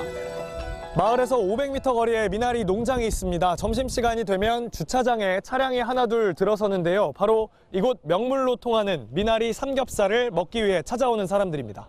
미나리가 유명하다고 해서 먹으러 왔어요. 제철이니까 지금 말고는 놓칠 것 같아서. 관광객들이 하나둘 비닐하우스로 들어갑니다. 익숙하게 불판에서 삼겹살을 구워 먹습니다. 메뉴판엔 흑돼지와 오리, 주류도 보입니다. 우리 600g이 2만 원이에요. 고기 그냥 사가지고 와도 돼요? 빨간 살이나 주말 같은 때는 또 모르겠고 자리가 없으니까 자리서는 인당 4,000원씩 받아요. 고기는 인근 농협에서 배달합니다. 정상적인 식당으로 보이지만 무허가 불법 음식점입니다. 건물이 아니다, 하우스다 해가 영업허가를 안 내주고 이거 안 하면 손님들 안 와요. 다른 데도 이렇게 하고 있으니까. 실제 인근 하우스 7곳이 최근 식품위생법 위반 혐의로 고발됐습니다. 이번이 처음도 아닙니다. 작년에도 몇 군데 고발한 적이 있고요. 상당히 어떤 벌금이 많이 나오는 걸 알고 있습니다. 하지만 일부 업자들은 벌금을 내면서 영업을 이어갑니다. 작년에 400만 원 냈고요. 올해 가태로 200만 원 냈고요. 그래가지고 벌금 내고 좀 남는 걸 내가 먹고 어쩔 수 없이 그걸 하고 있습니다. 또 다른 비닐하우스 삼겹살집입니다. 상수원 보호구역에 자리 잡고 있는데요. 아래 흐르고 있는 물을 볼까요? 손질하다 남은 미나리가 떠 있고 이쪽 사이에 빈 담뱃갑도 보입니다. 하수 처리 시설도 설치되는 새지 않은 상태에서 분유나 생활 오수가 그냥 상수원으로 바로 유입된다. 그 자체가 수질 오염이고. 실제 하천이나 댐 인근에 자리 잡은 하우스들이 많습니다. 농사만 지어야 하는 땅입니다. 지자체의 원상복구 명령에도 대부분 영업을 이어갑니다. 미나리가 딱 2개월 해요. 3월 10월 되면 끝나는데 취재하지 마세요. 일부 손님은 불법인 걸 알면서도 찾습니다. 신고 안 된 데가 좋아요. 슈퍼에서 사는 고기값은 그대로 줘요. 식당에도 된 데는 비싸요. 고기값이 비싸요. 식당처럼 영업하고 있는 비닐하우스 앞에 차들이 주차돼 있습니다. 경북 청도군인데요. 대표적인 미나리 산지로 유명한 이곳 일대 일부 농가들도 최근 이 고기와 술을 함께 팔고 있습니다. 결제는 현금으로만 가능합니다. 카드도 받으셔? 전부 그때가 카드가 안 된대요. 통장 이체했어야 돼, 계좌 이체되고. 모두 불법 영업장이지만 단속은 신경 쓰지 않습니다. 주말에 또 공무원들이 안 나오잖아. 평일에도 손님들이 이제 우리가 사탁하면 되지. 해당 지자체는 결국 일부 업자를 경찰에 고발했습니다. 집에 나가가 막 고래고래 고함 치고 막 기물도 막 잡 던지고 이런 식으로 하면서 손님들이 막 반발을 많이 해야 먹는데 분위기 좀 흐리게 한다고. 불법 영업은 전국으로 확대되는 상황입니다. 러브폰에서 운전을 한다 하더라고. 대구 팔도나 울산, 안산, 김해, 부산 안 데가 없어요. 거기서 안 좋아하는 이미지를 다 만들어 놓으니까. 관광 필수 코스로 자리 잡은 지역 명물이 알고 보니 불법이라면 주민들은 물론 관광객들도 마음이 편할 수 없을 겁니다. 한철 장사란 이름으로 매년 반복되는 풍경, 이젠 달라져야 할 겁니다. 밀착 카메라 박민규입니다.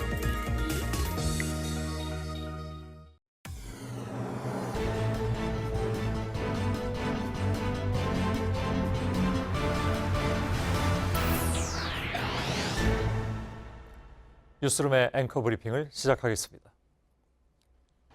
빨갱이다! 전혀 찰빨갱이다! 지령받고 옆에 오기로! 빨갱이다! 저 빨갱이 아니에요! 자유주의 남아사랑이에요! 빨갱이 아니에요! 빨갱이. 그 한마디로 인해 상황은 급반전됩니다. 사람들은 이유도 묻지 않고 빨갱이라 지목된 사람을 향해서 돌을 던집니다. 그것은 전쟁에 참상을 겪은 이들의 몸속 깊이 내재된 트라우마 혹은 상대방을 향해서 뿜어내는 무조건적인 적대감이었습니다. 역사학자 김득중의 책 빨갱이의 탄생에 따르면 한국 사회에서 빨갱이라는 용어는 사형 선고와 다름없습니다.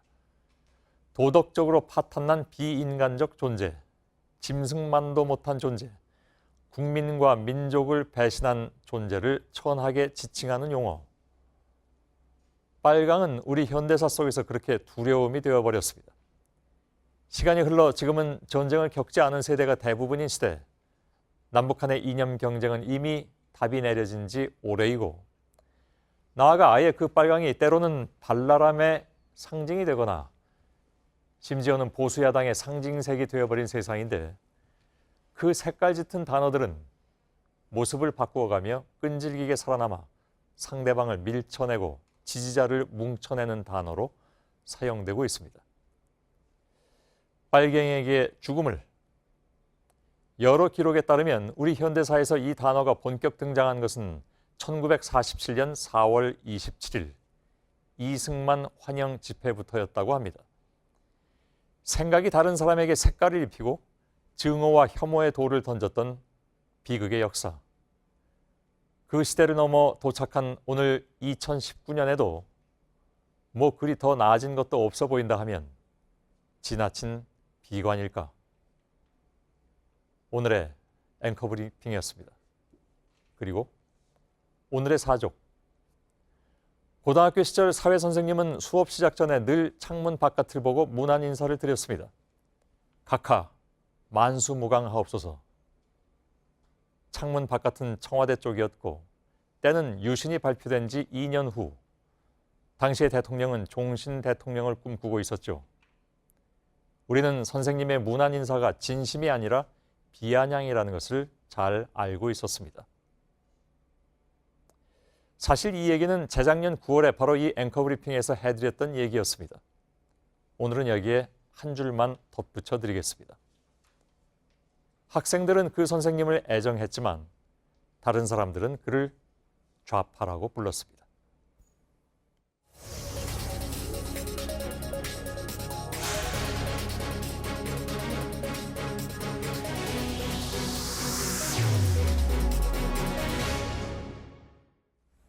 네, 앞서 일부에서 전해드린 것처럼 불법 촬영물에 집착하는 우리 사회의 관음증은 하루 이틀의 문제가 아닙니다. 불법 촬영 범죄가 한 해에 6,500건, 매일 18건씩 일어나고 있습니다. 이번 정준영 씨 사건으로 불안이 더 커지고 있습니다. 먼저 그 실태를 최수연 기자가 보도합니다. 소셜미디어의 한 오픈 채팅방입니다. 몰래 찍은 사진이 올라옵니다. 엄마와 딸을 성적으로 비하합니다. 다른 사진을 요구하자 이내 수십 장이 올라옵니다.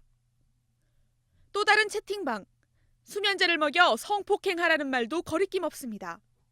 몰카를 찾는 사회적 관음증과 폭력은 생각보다 널리 퍼져 있습니다. 과거엔 포르노 사이트나 웹하드 중심으로 촬영물이 유통됐습니다. 지금은 모바일 메신저 등으로 빠르게 확대돼 피해는 더 큽니다.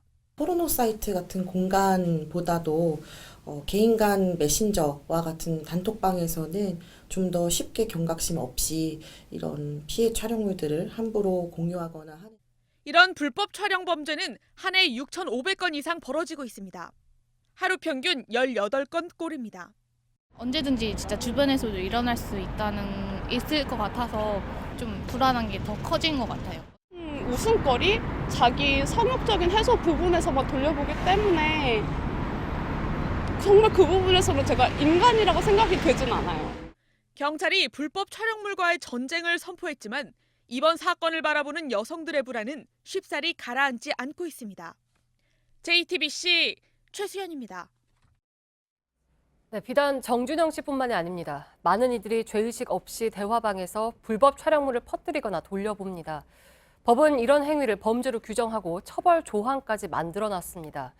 단체방에 영상을 올리라고 권유만 해도 처벌받을 수 있습니다. 신아람 기자입니다. 경찰은 가수 정준영 씨와 지인들이 나눴다는 대화방 문자 내용을 확보해 혐의를 특정하고 있습니다. 먼저 정 씨는 상대방 동의 없이 영상을 찍어 올렸다고 했습니다. 성폭력 처벌법에 따라 5년 이하의 징역이나 3천만 원 이하의 벌금형을 선고받을 수 있습니다. 정 씨처럼 유포까지 했다면 형량은 더 무거워집니다. 상대방이 촬영에 동의했어도 허락 없이 퍼뜨리면 불법입니다. 영상에서 피해자를 알아볼 수 없어도 죄가 됩니다. 촬영 행위가 반복되고 그 영상이 유포된 점 등을 고려하면 구속영장의 신청 가능성이 높아 보입니다. 같은 대화방에 있던 사람들도 경찰 조사를 피하긴 어렵습니다. 일단 올라온 영상을 단순히 본 것만으론 처벌되지 않습니다. 하지만 영상 내용이 뭔지 알고 대화방에 올리라고 직접 권유했다면 유포의 공범이나 교사범으로 처벌받을 수 있습니다. 자신이 찍지 않은 영상을 다른 대화방에 퍼날랐다고 해도 음란물 유포죄가 적용됩니다. 불법 촬영물은 아예 생각도 말라는 겁니다. JTBC 신아람입니다. 영상물을 몰래 찍은 가해자에 대한 처벌 규정은 있지만 실제 처벌은 솜방망이 수준이라는 지적입니다. 실형을 선고한 비율이 5%라는 조사도 있습니다. 심지어 형량을 얼마로 하는 게 적절한지에 대한 기준도 없는데 대법원은 올해 안에 이 기준을 마련하기로 했습니다. 강버들 기자입니다. 카메라 등으로 성적 수치심을 일으키게 신체를 찍거나 유포하면 징역 5년 이하 또는 3천만 원 이하의 벌금형을 선고할 수 있습니다. 하지만 실제 처벌은 솜방망이 수준인 걸로 나타났습니다. 한국여성변호사회가 카메라 등을 이용해 촬영한 죄로 재판에 넘겨진 사건의 1심 판결문 1,540건을 분석했습니다. 실형이 선고된 건 5%에 그쳤습니다. 벌금형이 72%에 달했는데 대부분은 300만 원 이하였습니다. 정준영 사건에서 문제된 성관계 동영상보다 형량이 낮은 이른바 지하철 몰카 등이 대부분이란 점을 감안해도 처벌 수준이 낮다는 지적입니다. 특히 아직 형량을 얼마나 부과할지 양형 기준이 없습니다. 이 때문에 재판부에 따라 형량이 들쭉날쭉합니다. 결국 대법원은 양형 기준을 만들기로 했습니다. 불법 영상물 촬영 및 유통의 법정 최고형을 구형하도록 한 박상기 법무부 장관도 오늘 정준영 사건과 관련해 엄벌 의사를 밝혔습니다. JTBC 강버들입니다.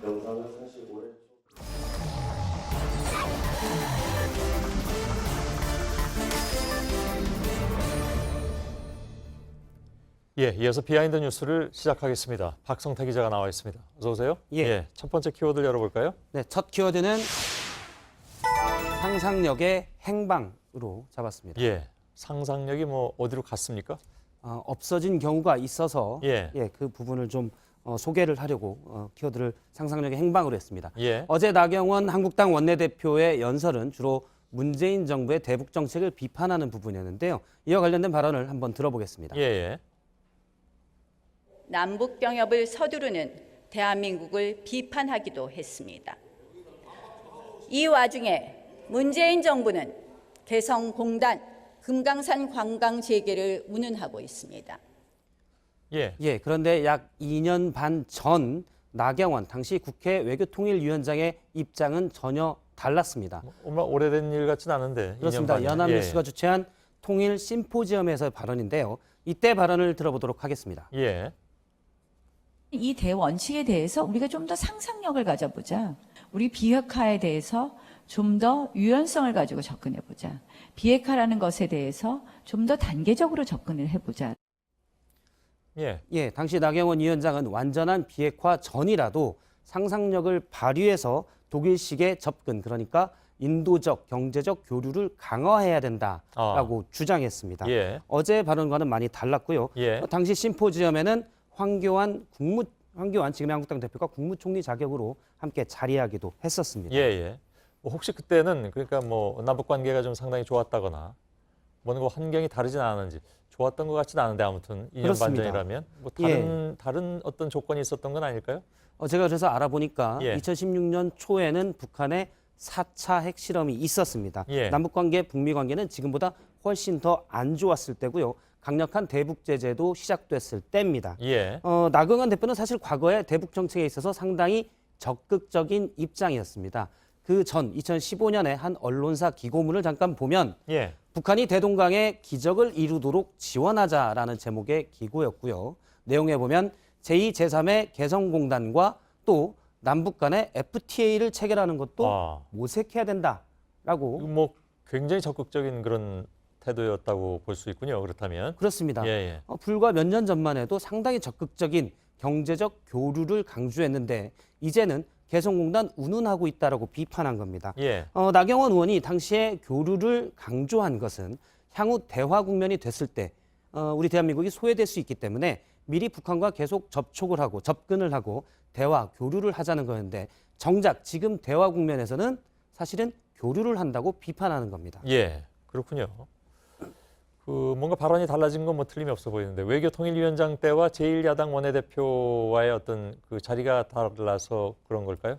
일단 뭐 그렇게도 생각해 볼 수가 있겠는데요. 분명한 건 처음에 얘기한 상상력은 없어진 것으로 유추가 됩니다. 나경원 원내대표는 또 우리 이제 대북 정책에 있어서 사실 많이 문제되고 있는 것이 일관성이 없다는 겁니다. 정부에 따라서 대화와 경색을 반복 또 번복하다 보니 대북 정책이 흔들리다는 지적이 많았었는데요. 당시 심포지엄에서는 이러한 부분에 대한 지적도 나왔었습니다. 들어보겠습니다. 가장 중요한 것은 우리가 이제 정권이 바뀌든 안 바뀌든 일관된 우리 국민적 공감대를 이루는 통일 정책을 만들어 가야 된다고. 당시로만 해도 일관되게 교류를 해야 된다고 강조했었습니다. 뭐 하여간 2년 반 전의 발언과 지금 발언이 너무 이게 좀 달라서 나 원내대표로서는 뭐 좀 설명이 좀 필요한 부분이 있을 것 같긴 합니다. 두 번째 키워드는요? 네, 두 번째 키워드는 낯뜨거운 이야기의 회로도로 잡았습니다. 이건 뭔가요? 회로도? 뭔가 이제 어떤 사실이나 소식들이 전파되는 과정을 회로도라고 표현을 했는데요. 어제 논란이 컸던 발언은 김정은의 수석 대변인이라는 낯뜨거운 이야기를 듣지 않게 해달라라는 부분이었습니다. 그런데 그 부분이 수석 대변인이라는 표현이 처음 나온 것은 2016년 9월에 블룸버그 통신의 보도였습니다. 당시에 문 대통령이 유엔에서 김정은의 수석 대변인이 됐다라는 블룸버그의 보도가 있었고요. 2016년이요? 죄송합니다. 2018년 9월 26일입니다. 그렇죠? 9월 26일 보도가 됐고 그 다다음 날에는 한 주요 일간지에 저 제목이 사설로도 나왔습니다. 외신이 중요한 걸 보도한 것처럼 됐었고요. 일부 정치인들은 저 내용을 소셜미디어에 역시 퍼나르면서 당시의 정부 정책을 비판하기도 했었습니다. 흔히 외신을 우리나라 언론에서 비중 있게 보는 것은 아무래도 우리가 접근 힘든 미국 정가의 시각이나 전문가의 평가 해석 등이 외신에 반영됐기 때문이다. 라고 보고 있는 건데요. 그런데 당시 블룸버그 기사는 워싱턴에서 쓴 것이 아니고 당시 기자 이름은 이제 지웠는데요. 바이 리 해서 이 모 기자가 쓴 내용입니다. 아, 그런가요? 당시 이모 기자는 9월 달부터 청와대를 출입했던 블룸버그의 기자였습니다. 예. 그러니까 출입한 지 얼마 안 돼서 쓴 기사고요. 물론 데스킹 과정도 거쳤겠지만 워싱턴 분위기가 많이 반영됐다고 보기는 조금 어려운 기사였는데 신문 사설에까지 등장하고 확대 재생산된 겁니다. 예. 외신 기사를 우리가 좀 요즘은 좀 안 그런 것 같긴 한데 과거에는 굉장히 크게 보는 경향도 있긴 있었습니다. 그렇습니다. 마치 외신이 엄청 객관적이고 공정하게 보도하고 우리가 모르는 많은 것들을 알고 있을 것이다라는 추정인데요. 해당 기사에 보면 사실 서울 발이어서 크게 그렇게 많을 것이다라고 추정하기는 쉽지 않은 형태입니다. 간혹 외신을 아무래도 영어나 외국어로 쓰이다 보니 의도적이든 실수든 오역, 그러니까 잘못 번역하는 경우도 있는데요.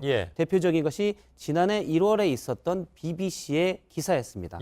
당시 BBC의 로라 파크 특파원이 문재인 대통령은 외교 천재 또는 공산주의자라고 돼 있고 밑에 보면 누가 누구와 이야기하느냐에 따라 그렇다라고 돼 있습니다. 그러니까 해당 기자가 예를 들어 진보 쪽 인사들을 만나면 외교 천재라고 표현을 하고 그다음에 보수 쪽 인사들을 만나면 일부는 공산주의라고도 얘기한다라고 BBC가 전한 내용인데요. 일부 언론에서 몇몇 언론이 있었는데 이 내용을 그냥 누구와 얘기하느냐를 빼고 BBC가 문 대통령을 외교의 천재 또는 공산주의자 둘 중 하나가 될 것이다라고 보도했다. 전혀 사실과 다른 내용이 돼버렸죠. 그렇습니다. 이렇게 되면 마치 BBC가 문 대통령을 공산주의자가 될 수도 있다라고 전하는 것처럼 된 겁니다. 이 해당 기사에 대해서는 당시 기자가 직접 트윗했어서 제발 공정하게 번역해달라라고 해서 논란이 되기도 했습니다. 그 BBC 기자가. 기억납니다. 세 번째 키워드를 볼까요? 세 번째 키워드는 생존권의 위협으로 잡았습니다.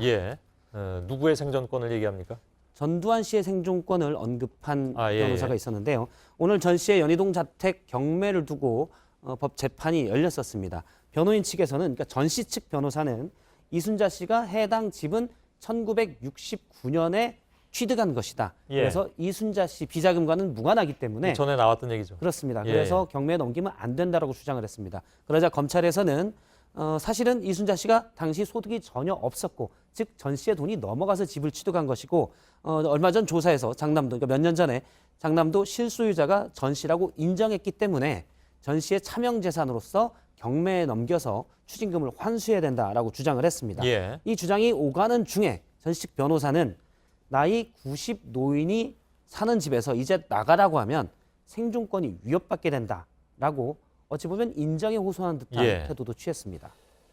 그럼 뭐 이 집을 나가게 되더라도 전 씨가 갈 곳이 없다고 생각한 사람은 또 별로 없을 것 같긴 합니다. 그렇습니다. 물론 예금 통장에 29만 원만 있었다고 알려졌지만 사실 지난번 광주 법정에 나갔을 때도 고급 승용차를 탄 모습이 보였었고요. 해당 승용차는 한때 전 씨의 비자금을 관리했던 처남이 전해준 것으로 보입니다. 그래서 연희동에서 나간다고 해서 굳이 정말 생존권을 위협받을까라는 의문은 있고요. 연희동 집을 경매로 넘긴 다음에 추징금을 일부 환수해도 1,000억 원이 넘는 추징금이 남습니다. 자, 오늘 박 기자는 여러 가지로 취재를 좀 많이 한 것 같습니다. 일단 보기에. 수고했습니다. 박성태 기자였습니다. 네, 내일 서울의 아침 기온 영하 2도 등 경남 해안 지역을 뺀 전국이 영하권에 들면서 꽃샘추위가 이어지겠습니다. 제주엔 오후부터 비가 조금 오겠습니다. 찬바람에 초미세먼지가 흩어지면서 내일도 전국의 대기질이 좋겠습니다. 뉴스룸이 끝난 뒤에 소셜 라이브를 진행하겠습니다. 이런 버닝썬 사건에 대한 소셜 라이브를 두 기자가 나와서 얘기 나누겠습니다. 저희들은 내일도 최선을 다하겠습니다. 여러분 고맙습니다. Left you with both of the rings. My fingers danced and swayed in the breeze. The change in the wind took you down to your knees. I got the good side of you, sent it out into the blue.